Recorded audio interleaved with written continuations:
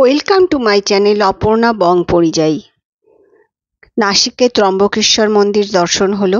পরের দিন চললাম আমরা ভাওয়ালি ড্যাম দেখতে। নাসিকের একটা বিশেষ পর্যটন স্থল হচ্ছে এই ভাওয়ালি বাঁধ। এটা মহারাষ্ট্রের ইগতপুরীতে অবস্থিত। অদ্ভুত সুন্দর একটা জলাধার। এখানে মেঘ একদম মাটিতে নেমে আসে, নদীর জল, ড্যামের জল ছুঁয়ে যাচ্ছে, মেঘ আমাদেরও ছুঁয়ে দিচ্ছে, সবুজে চারিদিক একদম ভর্তি। আর সাথে ওখানকার পরিবেশ অপূর্ব সুন্দর। ভাওয়ালি বাঁধ যাওয়ার পথে একটুখানি খাওয়ার জন্য আমরা দাঁড়ালাম, গাড়ি আমাদের দাঁড়ালো। ওখানে লোকাল দোকান, সেখানে আমরা ঝুরি ভাজার তরকারি, আর ওটাকে ওরা কি বলে আমি ঠিক জানি না, ঝুরি ভাজার তরকারি আর ওখানকার লোকাল রুটি খেলাম, সাথে মিষ্টি ছিল। বেশ ভালোই লাগলো, অন্যরকম টেস্ট।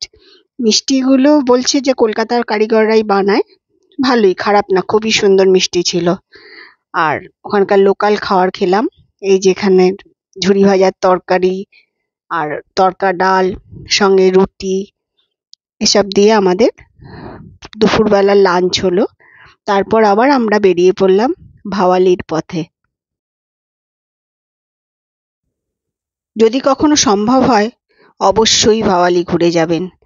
চারিদিকে ঝর্ণা আর ড্যাম, সবুজ, দেখে আপনার মন ভরবেই ভরবে, আর বারবার এখানে আসতে ইচ্ছে করবে, এটুকুর গ্যারেন্টি।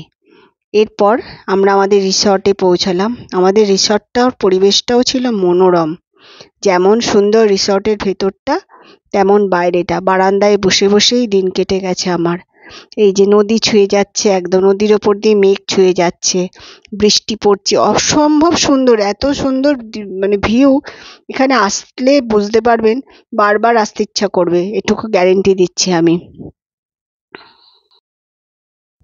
ইগতপুরী স্টেশন থেকে মাত্র 5 কিলোমিটার হচ্ছে এই ভাওয়ালি ড্যাম। ভাওয়ালিতে থাকার জন্য অনেক রিসর্ট আছে, আপনারা সেগুলো যে কোনো একটাতে বুক করতেই পারেন।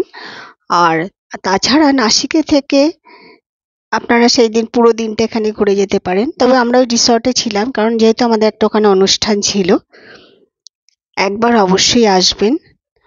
এরপর আমরা এখান থেকে যাব শনি সিঙ্গাপুর, তারপরে যাব শিরডি। সেগুলোর ভিডিও আমি পরের এপিসোডে দেব।